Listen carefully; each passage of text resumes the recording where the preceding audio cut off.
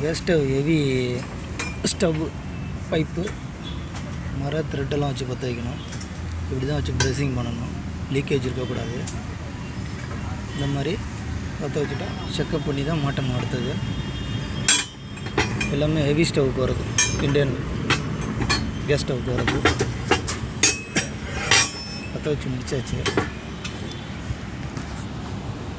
இந்த மாதிரி ஏதாவது ப்ரெஸ்ஸிங் பண்ணணுன்னா டிஸ்கிரிப்ஷனில் செல் நம்பர் கொடுத்துருக்கேன், பண்ணுங்கள்.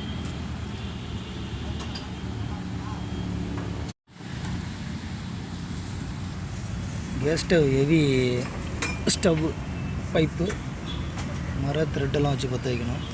இப்படி தான் வச்சு ப்ரெஸ்ஸிங் பண்ணணும். லீக்கேஜ் இருக்கக்கூடாது.